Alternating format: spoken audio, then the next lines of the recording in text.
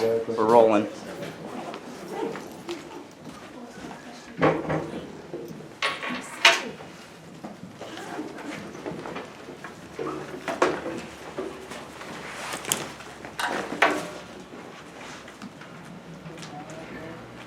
I'm going to put you on the spot first.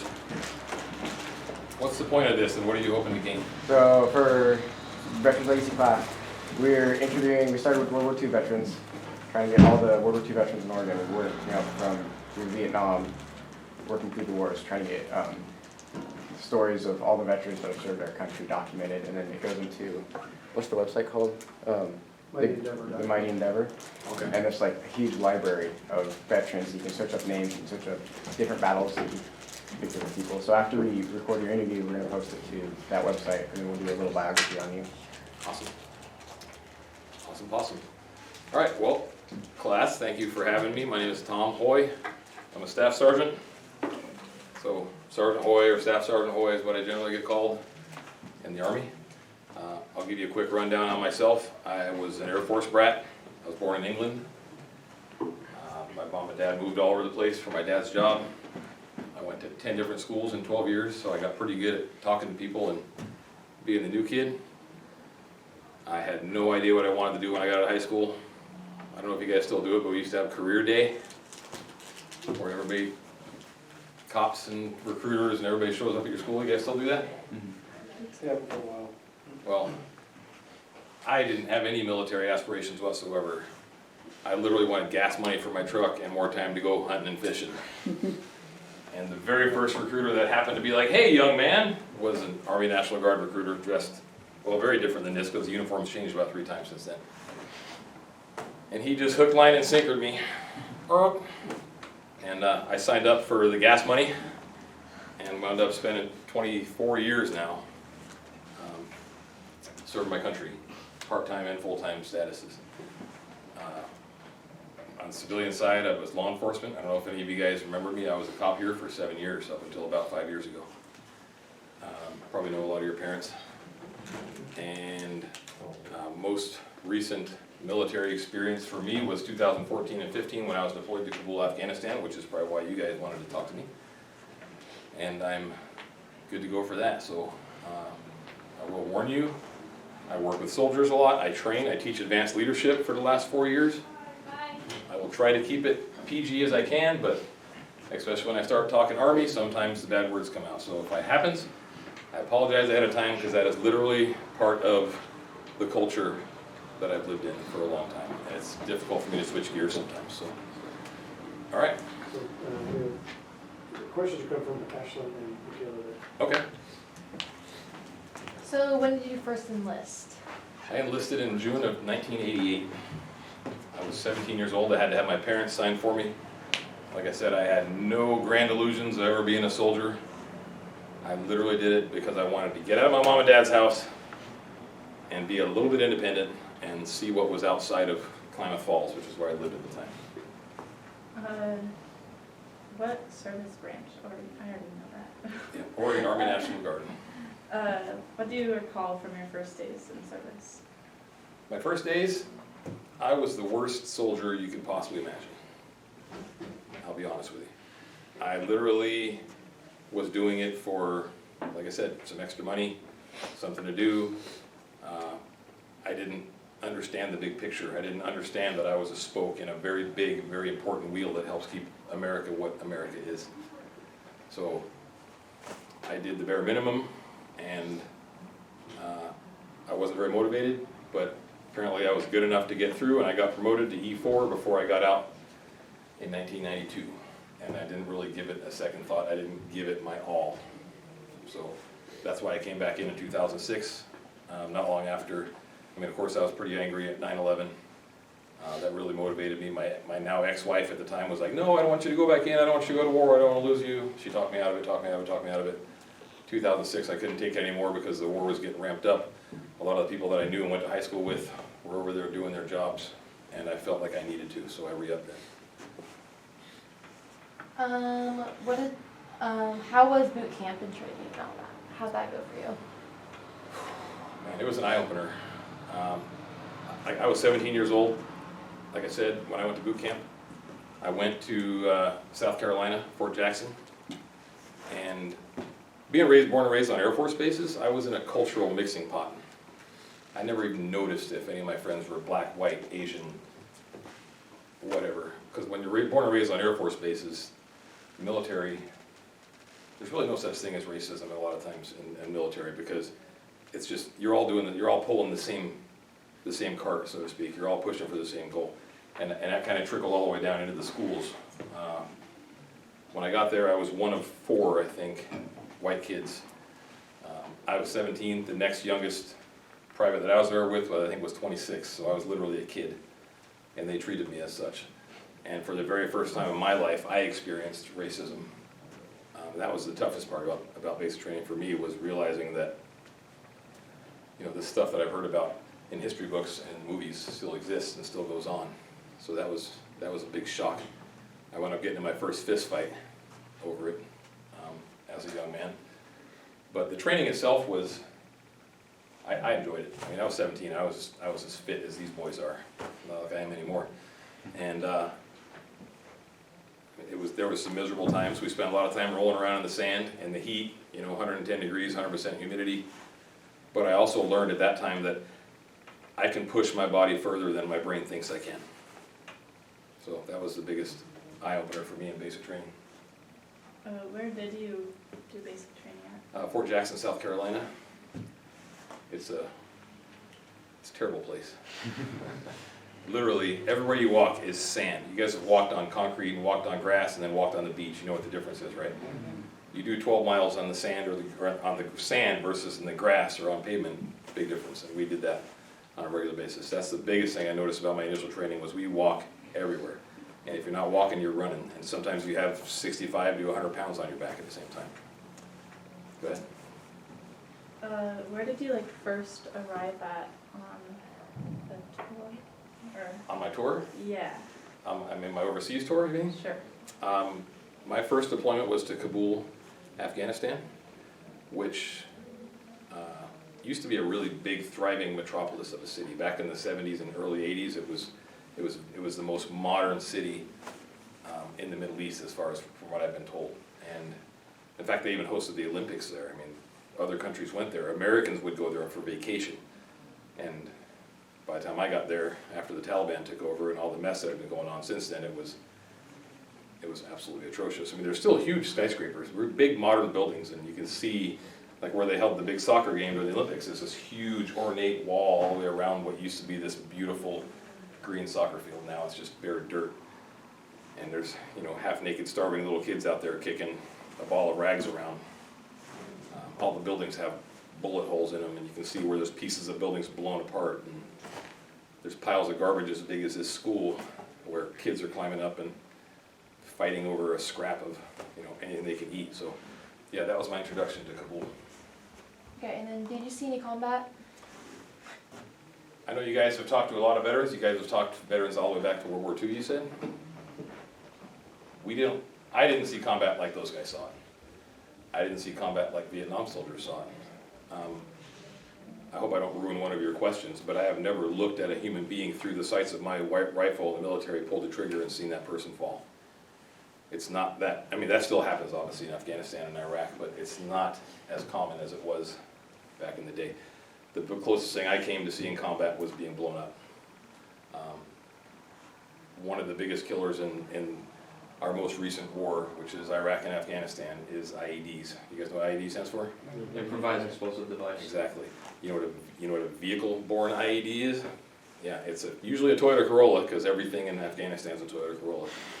I'm serious. Even if it's not a Corolla, they buy big Corolla stickers and put them on their car that say Corolla. I never understand it. Like, woohoo, Corolla! It's like the '57 Chevy of Afghanistan. I don't know, but yeah, we had a 450-pound V-bid pull up to our FOB. You know what a FOB stands for? You guys heard that yet? Forward operating meeting. There you go. We pulled up to our FOB at our ECP.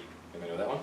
We speak a whole different language in the military, guys. You probably know that, but I even get confused sometimes. Everything has an abbreviation. ECP is entry control point.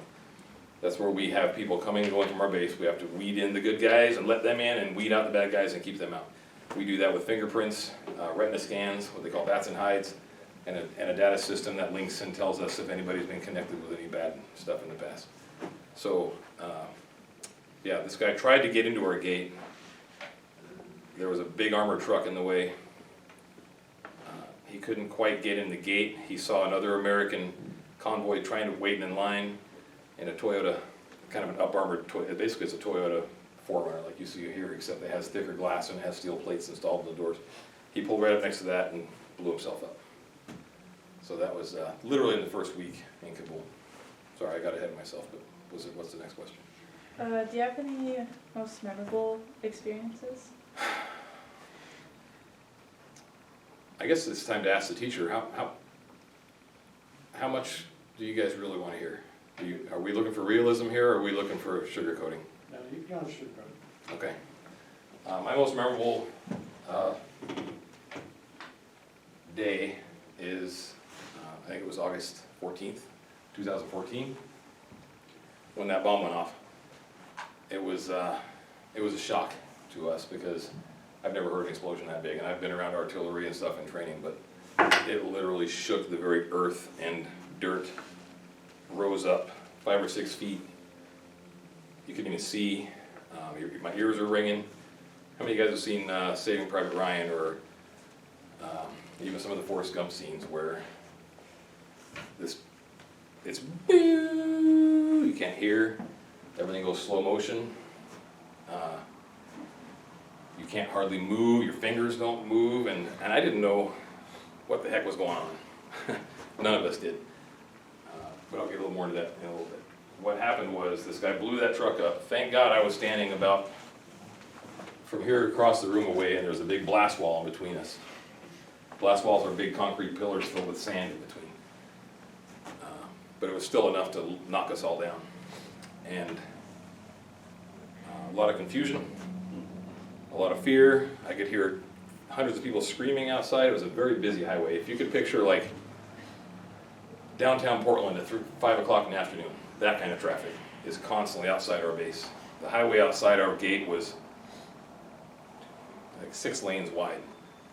And Afghans have no clue what right-of-way means. They have no clue what lanes are for. It's literally shove your car into whatever gap you can. There's no such thing as, okay, I'm going to be on this side because you're going that way on that side. It doesn't happen over there. So there's a lot of people there, and I could hear a lot of screaming, a lot of yelling, and then it started raining. And when I'm not talking about rain, I'm talking about pieces of the explosion. About 30 seconds after this boom, there was pieces of people, pieces of car, engine parts. One of the funniest things about it, and that's one thing you guys, hopefully you never have experienced anything like that, but one of the things that will save you in a traumatic experience is humor. A sick sense of humor that nobody that hasn't been through it could ever understand will save you and keep you mentally fit. I had this private that worked for me, his name was Private Moses, and the bomb went off, there was several seconds of shock, ears ringing, and then my training kicked in, and I was like, hey guys, we got a job to do. Everybody get to a hardened structure. We had this big, it's kind of like a bunker with big thick glass all around it, and we could get up on the roof and shoot out of it, right at the gate. I'm telling everybody to get in so we can assess what's going on and make an educated decision. The Private Moses, he was across the way in this holding area where if people were trying to come in the base, they,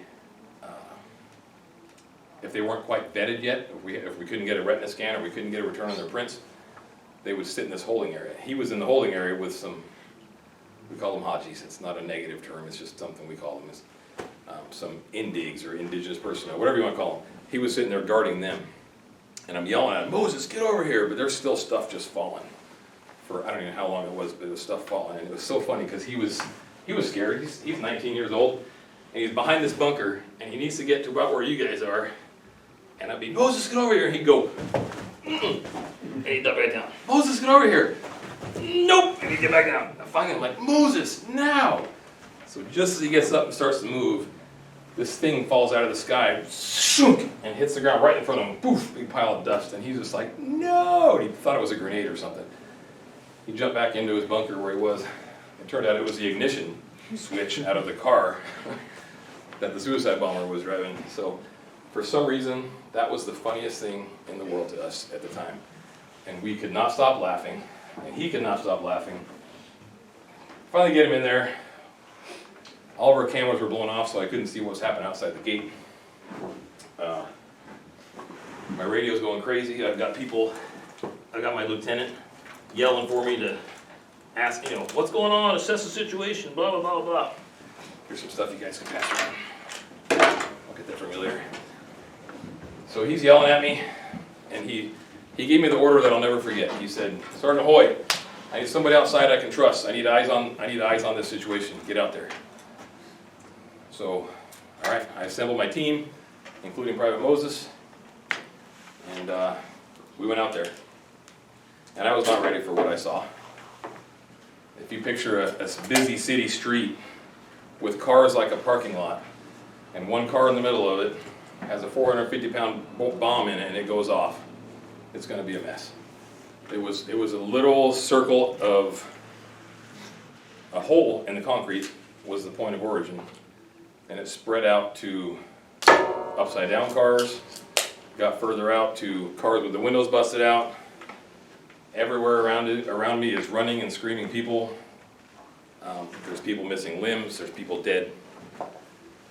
It was absolute chaos. Of course, my main concern as an American soldier is what? Safe travel. Yeah, who am I worried about the most? What's my job? Other American soldiers, right? I have no idea who this convoy was that was coming in that got blown up. So I set my guys up in a kind of a perimeter. I run over to the what I know to be the American vehicle, which is basically blown on its side. The roof is gone, the whole side of the truck is gone. And I see 3 American people laying on the ground, wearing the same uniform I'm wearing.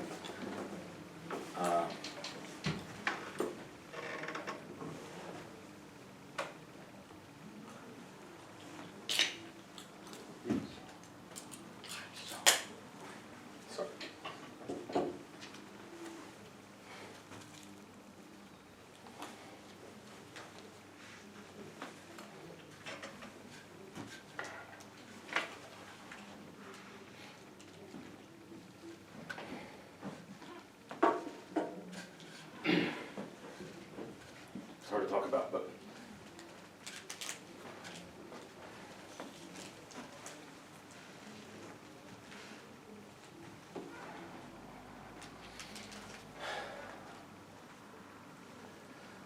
first person I made it to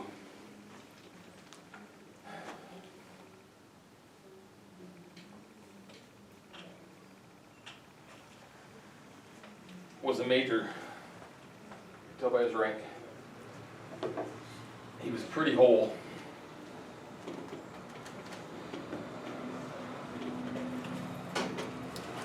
His arm was gone from here down, and it wasn't bleeding.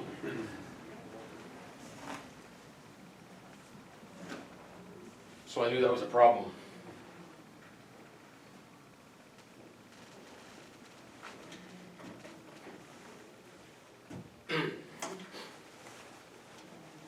I've done CPR a lot as a cop, in fact, right here in this town. And I know what it feels like to do CPR on somebody. And I've actually saved a couple lives doing it, but I checked for a pulse, no pulse, checked for breathing, no breathing.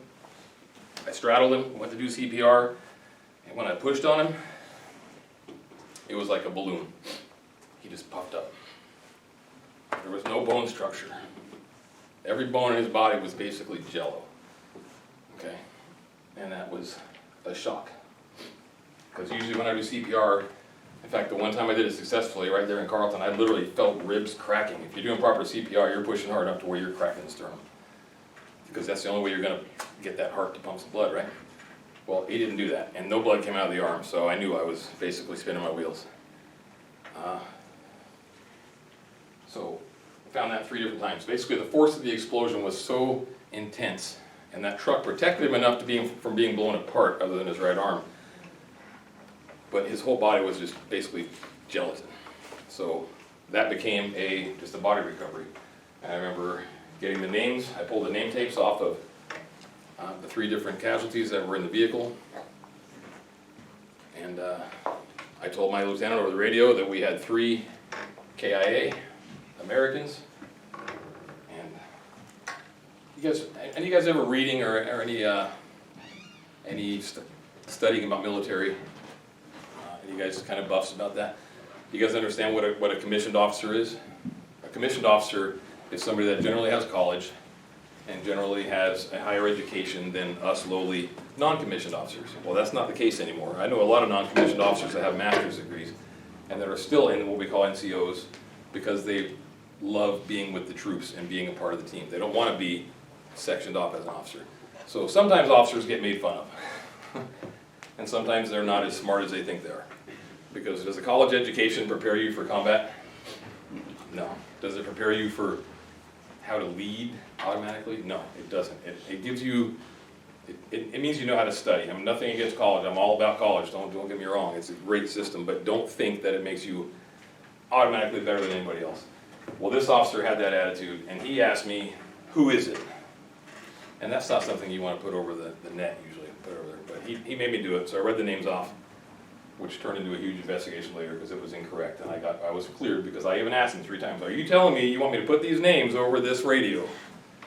Because that made it to where people that didn't need to know at that time now had the names of who was killed. And it went all the way to the Taliban because they monitor our frequency also. So the scene was absolutely chaotic. My cop instincts kicked in because I'd already been a cop for about 10 years. I wanted to secure this scene, and the Afghans are very frugal and very thrifty people. They use everything. Nothing goes to waste. And they were literally just pillaging the scene.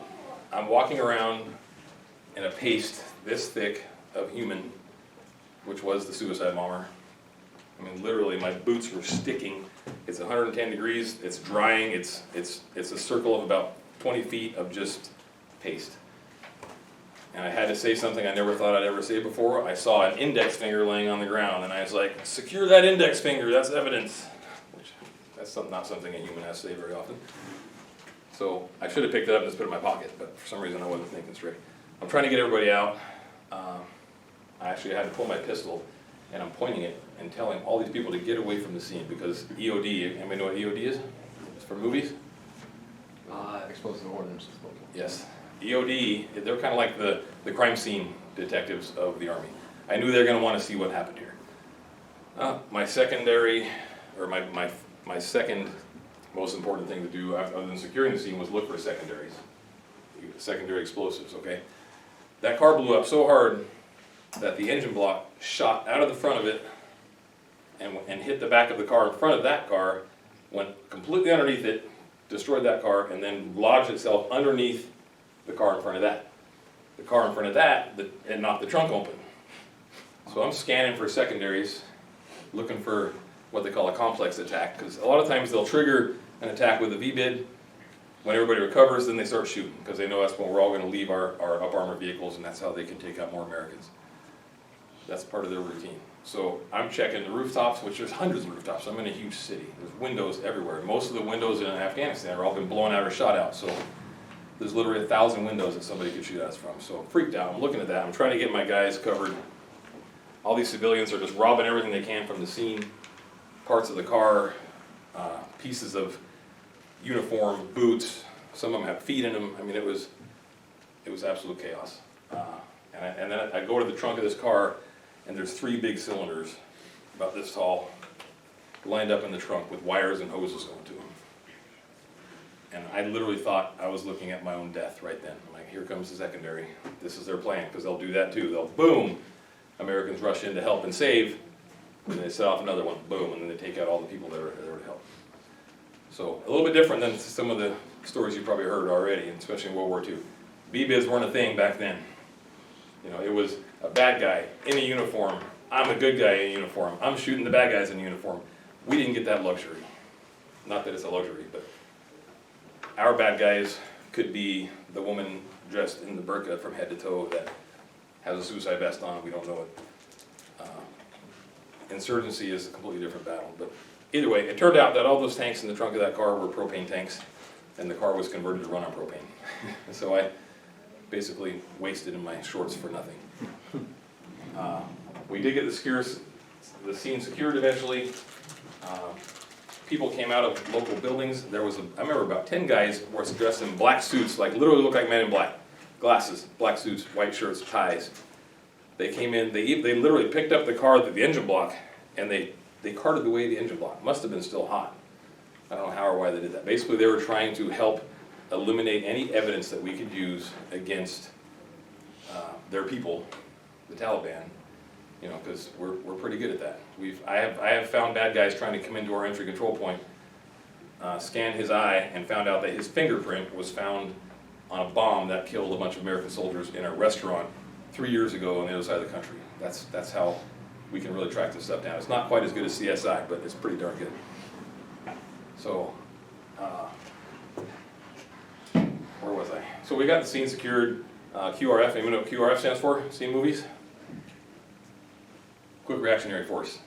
Basically, they're the guys that are sitting in base, basically in their uniforms, ready to go at a moment's notice to come out and take care of business. And they did. They showed up.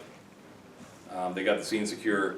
We put our 3 casualties in body bags, which is something that would haunt me the rest of my life, still does. We put them in the back of a gator, of all things, because we couldn't get a vehicle in there.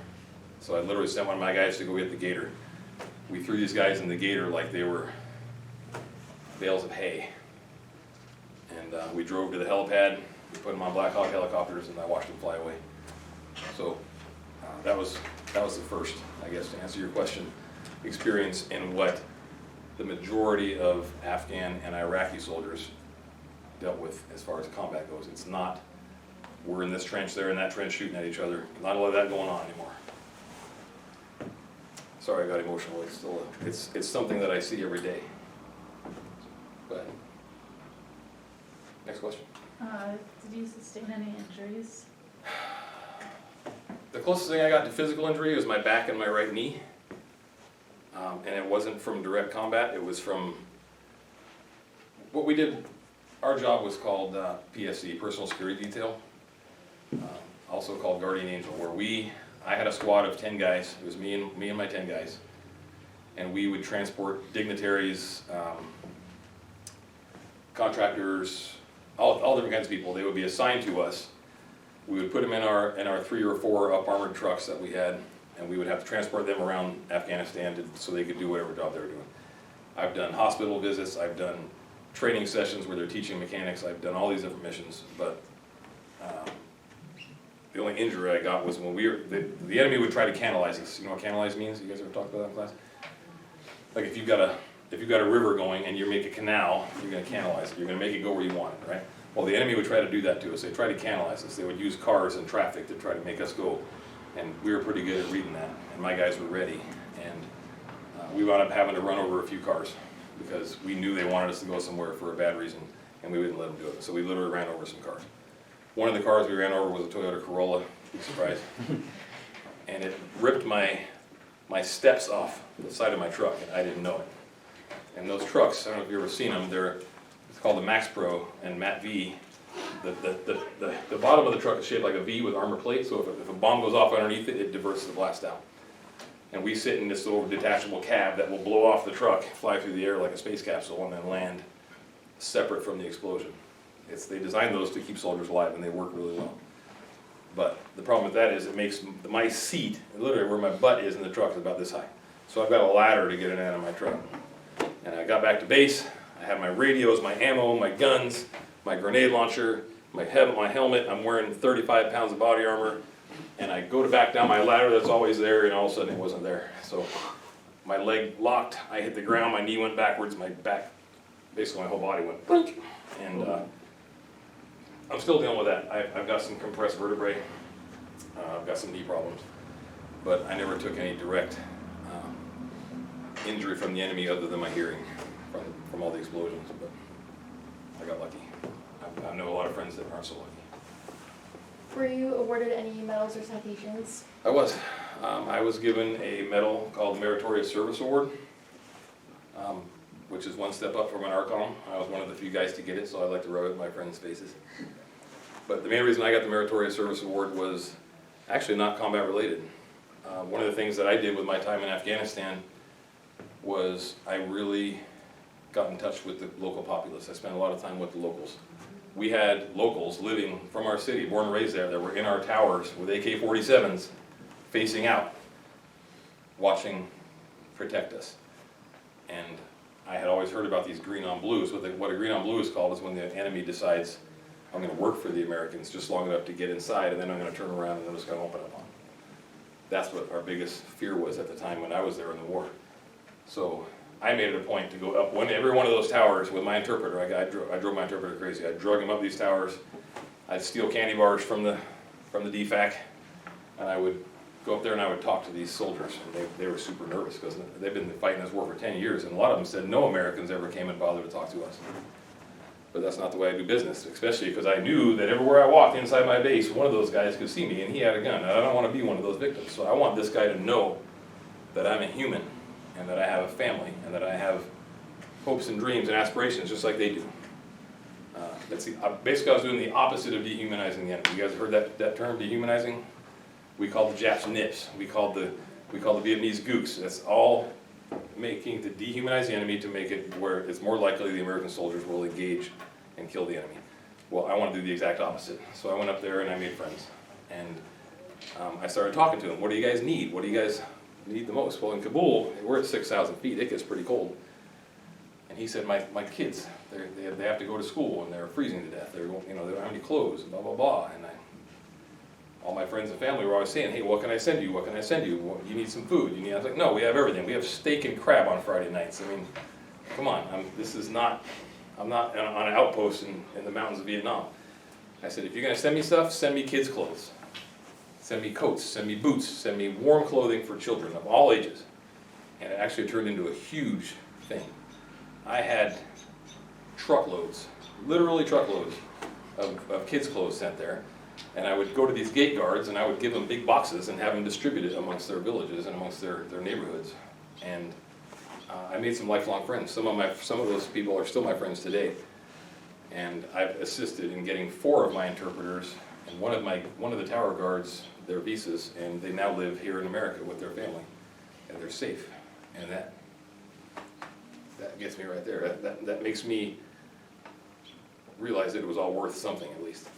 And that's what I got the meritorious service medal for. Well, how did you stay in touch with your family? Well, again, I was lucky. I was in a big city.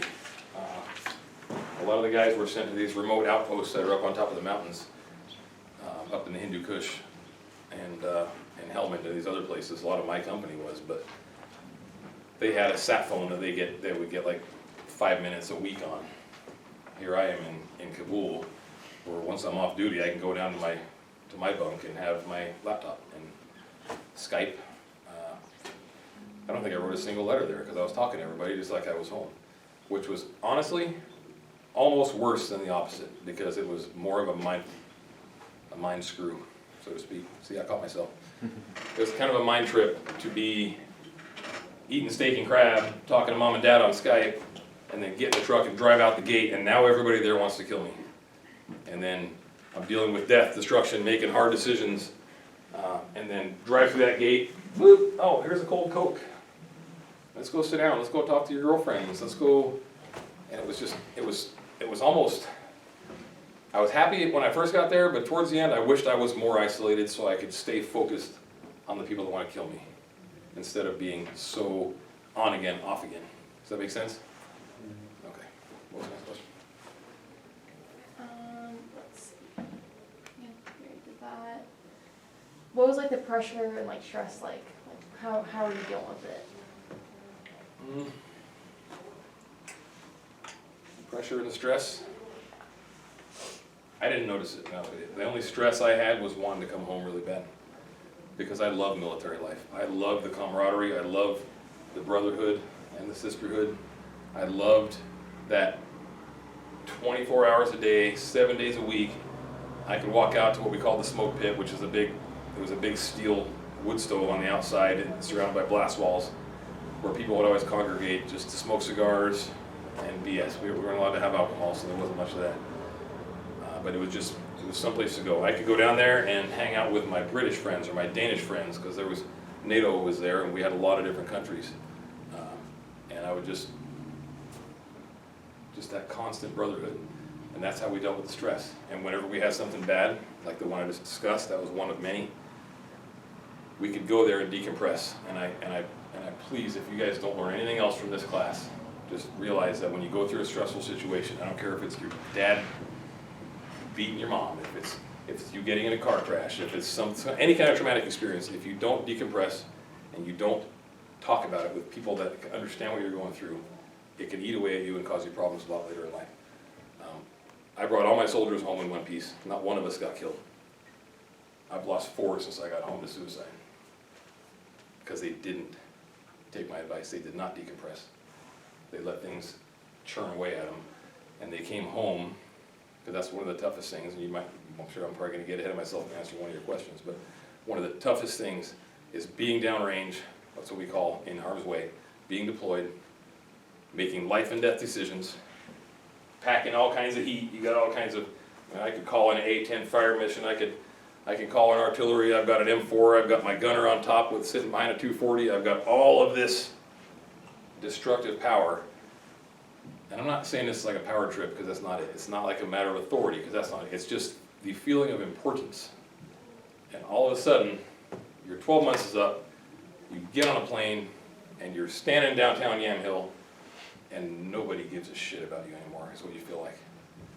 All of a sudden, all of that high, that constant adrenaline combat, potential for combat, potential to make a life or death decision at any moment is gone, and you're like, wow, that waitress forgot my ranch. That's the biggest problem I have now. It's a mind-blowing experience, and that's where the suicides come from military experience. In my opinion, I'm no expert. I'm not a doctor, but that's what I've experienced myself. I've had to deal with it. I thank God for my law enforcement job, because I still have a job where I'm out there trying to make a difference in impacting people's lives, and I have a feeling of, my job can make a victim's life better, or a suspect's life where he should be, type of thing. That helps me. If I came back to, would you like fries with that? That would drive me crazy, and I would probably be having a lot more problems. So the stress in country is completely different than the stress after country. Was there something special you did for good luck? For good luck, I've heard some great stories about superstitions and things like that, but the closest thing I did for good luck was that that rifle butt that I passed around there. Somebody throw me that. You can't hurt it. I might catch it, I might not. This was kind of my good luck charm. I tied this way before I deployed. A lot of these guys have fancy slings. This snaps on the back of my M4. I had a big old D-ring, like a carabiner. I snapped that on, and I felt like this was kind of my good luck. And my then fiance also sent me a St. Christopher that I wore around my neck every day. You guys familiar with who he is? Well, he's a saint, and he is a good luck for people traveling. You got one? Yeah, I was getting my phone. Okay. Yeah, so that was probably the closest thing I had to a good luck charm. I've never been a super superstitious guy. I prayed a lot more than I have since before I left and since I've been home, because I saw some things that really shook me. I've seen, like I said, I've seen kids fighting with stray dogs over scraps and piles of garbage the size of a house. And a lot of people come back from a combat experience or experience like that with a lot of survivor's guilt, a lot of anger. I like to think that my deployment actually helped me become a better person, because when I see people throwing a fit and making a huge stink and bitching about how the waitress forgot the ranch, I literally just want to grab them and say, "Are you a fucking idiot? This is what your problem is? This is why you're so upset? Let me tell you what I've seen. Let me tell you what real struggles are." And I keep that in the back of my mind. I don't do that. I don't grab people by the throat anymore. But and I just realized this is nothing. I could be in Kabul, and I suffer from PTSD. I'm 70% disabled from PTSD and a couple other things. And one of the things that my head shrink taught me was just remind yourself, when those moments come up and I feel that heart rate come up and I feel that stress coming on, I literally say in my head, I'm not in Kabul, I'm not in Kabul, I'm in Yamhill, or I'm wherever I am, and I just kind of talk myself down that way. So, yeah, it's a real deal. This is probably the closest thing to my good luck charm. had that on about 15 different weapons that I've carried for many years. Next question? Yeah, what do you guys do to entertain yourself? I talked a little bit about that. We spent a lot of time watching movies. We had a movie theater in there. We had internet was intermittent, especially if there was an explosion or somebody got hurt.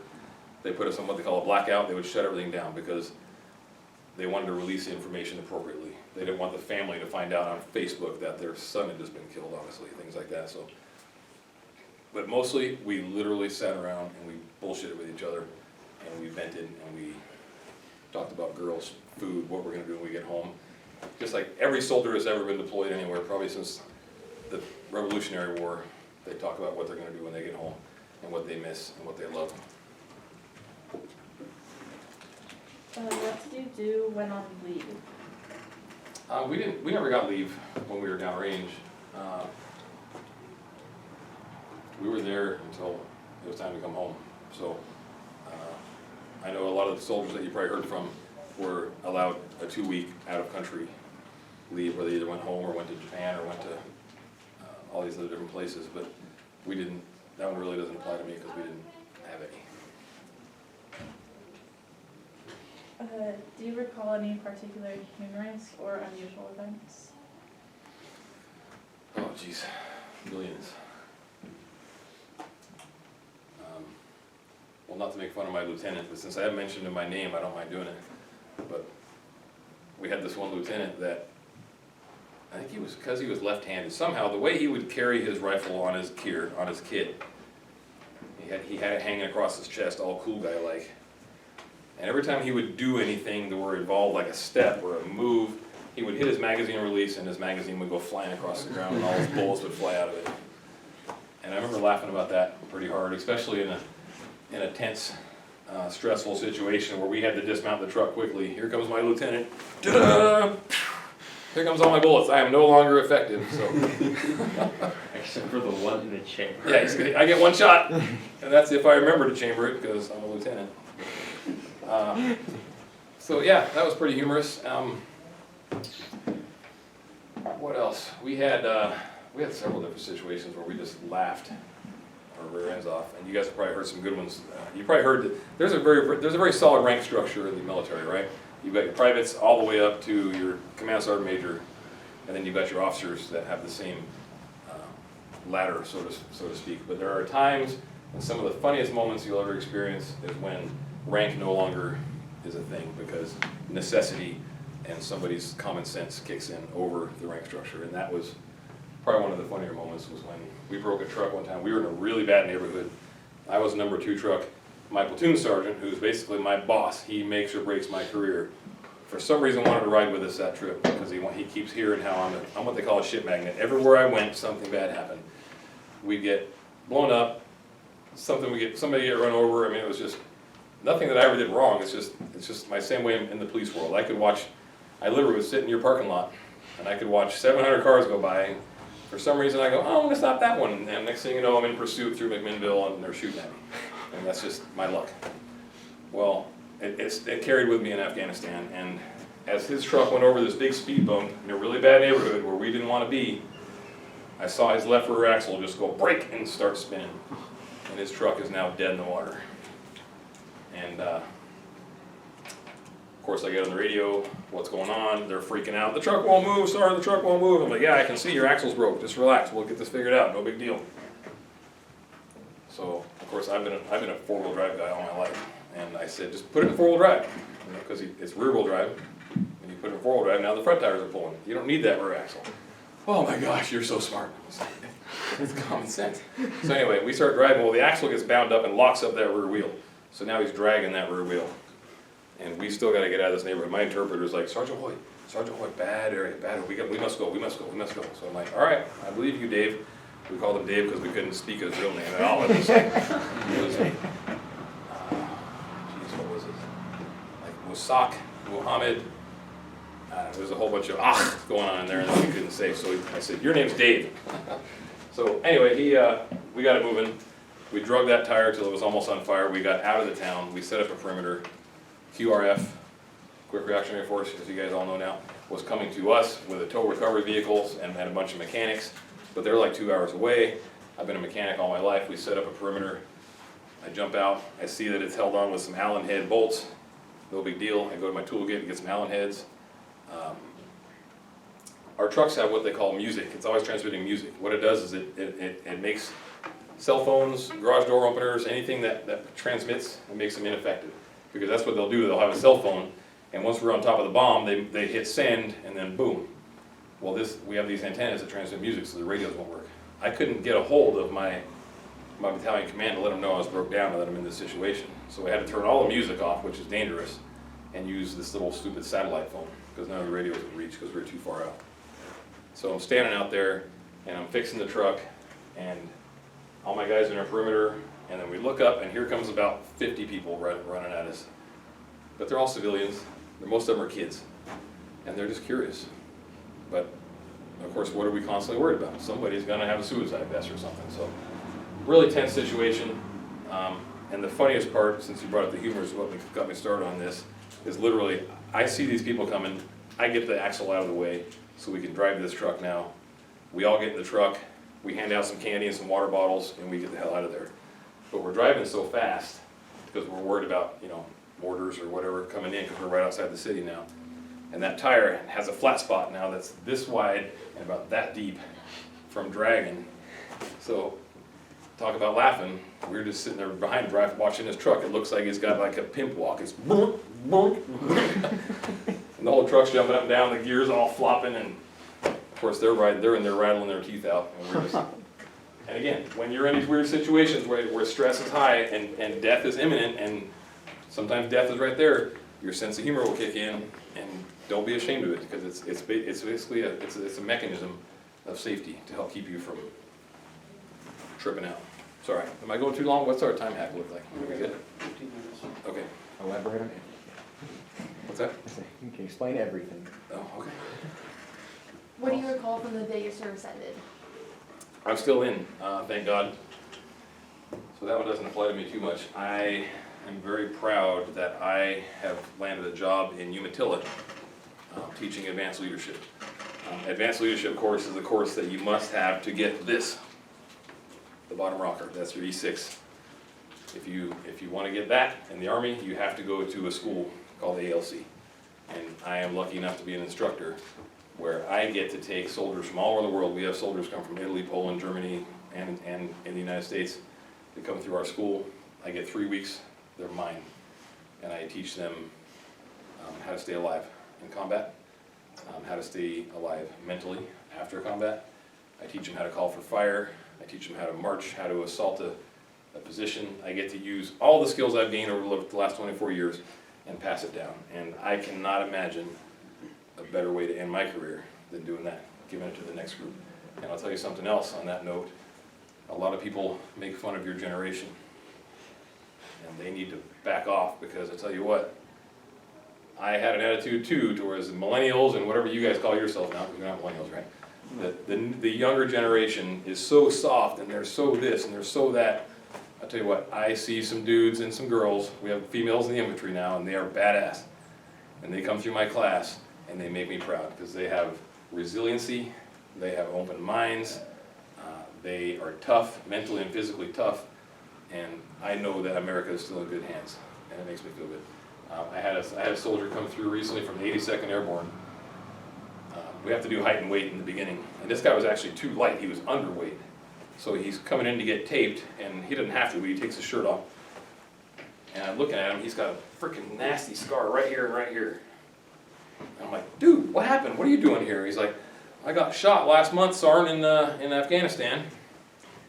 But I need this school, Sergeant, don't send me home. Don't send me home. He's not worried about the fact that he got shot. He's more worried that I'm going to send him home. He's like, I need the school for my rank.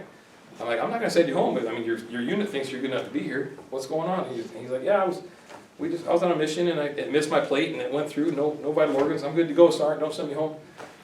And then he turns around, and I was like, whoa!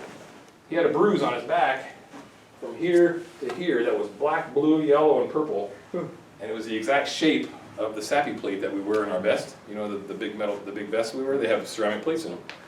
He took an AK round or something to the back, and that plate saved his life, but it left a bruise. And I'm like, oh, so you got shot twice, and you're still here a month and a half later for this school. I was like, you restore my faith in humanity. Because a lot of people would be sitting on their ass for months, just soaking up the gravy and milking that injury. But he's there, he's ready. In fact, he's the one, during our PT test, you have to do push-ups, sit-ups, and run. He only had to do like 50 push-ups and 50 sit-ups to pass. He knocked out 82.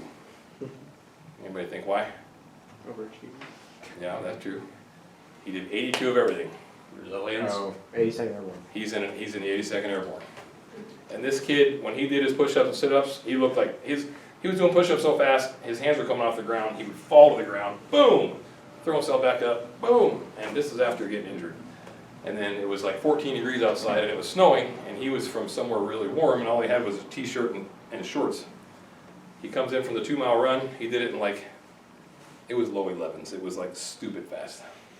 And he had snotsicles coming off his nose, and he had icicles coming out of his eyes, and his hair was all frosty, and he was screaming because he couldn't feel his hands, so I put him in my truck and gave him the heater. But yeah, don't let anybody down diss your generation, because you guys still have what it takes. Do you have any photographs? I should have brought some. I thought about actually doing like a little slideshow thing, but I literally went from Umatilla teaching a class to here. What would you, I have some on my phone I could message to you, or to somebody, or however. You can send them to me. Something you can, Spencer, okay, yeah, I'll send them to you, and, I made sure not to take photographs of dead bodies or dead people, I just took photographs of the scenery. Some of the stuff I saw, because I would get bored sitting in the commanders, and what they call I was the TC, the truck commander, and I would get bored sitting there, so I would sit in the gunner's hatch a lot of times and take pictures. And I even had some video glasses that had a camera built in the middle, so I could take them in on different missions and stuff. I got some really cool footage with that, but I'll send you some of the cleaner stuff so you can attach it to whatever you guys are building here. The dogs, I'm a big dog guy. I don't know if you guys love dogs or not, but the dogs in Afghanistan just kill me. I mean, I wanted to bring them all home.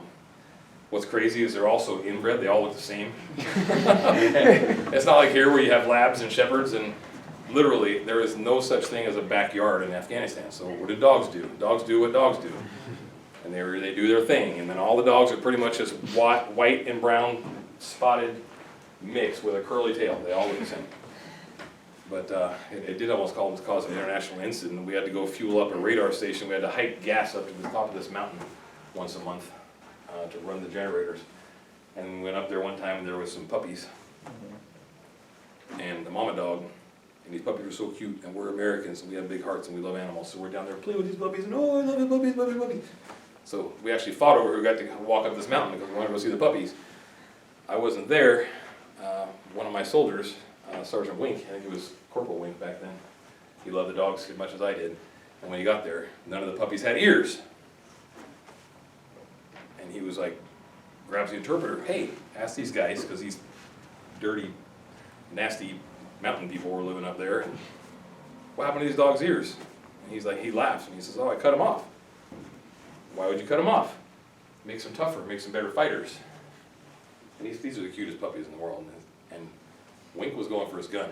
Wink was gonna neutralize the situation right then.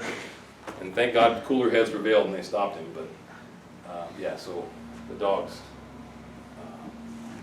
We actually, 3 of my soldiers did bring some of those puppies home. There's a program set up to help American soldiers bring home pets from deployed countries. And some of those dogs now live in the United States and they're happy too, and they don't have to worry about getting their ears cut off anymore. Okay. Did you keep a personal diary? I started one, and I wish I would have stayed on it, because I only made it in about 2 weeks, and I just got too busy. And like I said, after Major Donahue and the other 2 got killed, literally it was our first week and a half there, and my brain wasn't right for a long time. So I think if I would have, it would have helped me process some things, but I didn't. I stopped thinking about it, stopped communicating, and I stopped writing. So, big regret. If you guys ever join the military and deploy, I highly recommend you keep a diary, because everybody I've talked to that did it is really glad they did. but I'm not one of them. Did you join a veterans organization? Well, I didn't at first, because I thought I was fine. You know, we're all tough, macho infantrymen. We're like, I don't need that. There's nothing wrong with me. It was nothing. Until one day, literally about 2 miles down the road right there, at the cannery, no, not the road, we had a heart attack patient. And I was working as a law enforcement officer here, so I drove like crazy out there. Yep, this guy's on the ground. Start doing CPR. Our wonderful volunteer fire department shows up, takes over, they shock him, they get a heartbeat. Woo, good news. Let's get him on the stretcher. Life flight's coming in there. He's going to Portland. All right, cool. Still no thoughts about anything negative. I grab that stretcher and we're running.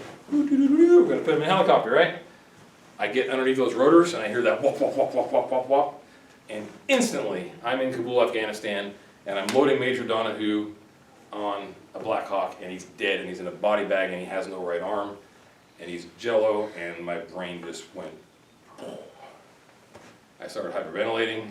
I finished the job. I got him in the helicopter, but then I just walked off into the field by myself, and everybody's like, "Where the hell is he going?" Because I was hyperventilating. My heart was racing. I couldn't even see it. My vision was pinpointed. I was crying, and I didn't know why. That's when I realized I had a problem. And yes, I went straight to the VA. I told them what was going on, and I've avoided all medication because I'm anti-medication completely. But I did get some good head shrink time. There's no shame in it. There's nothing to be ashamed of. We all need help. We all need to process stuff. And I was put in contact with some groups, a local group where other veterans from all different wars come together and just talk and share camaraderie, and that has helped me tremendously. It doesn't really have a name, it's just like a Klamath veterans group that gets together and hangs out. Next question.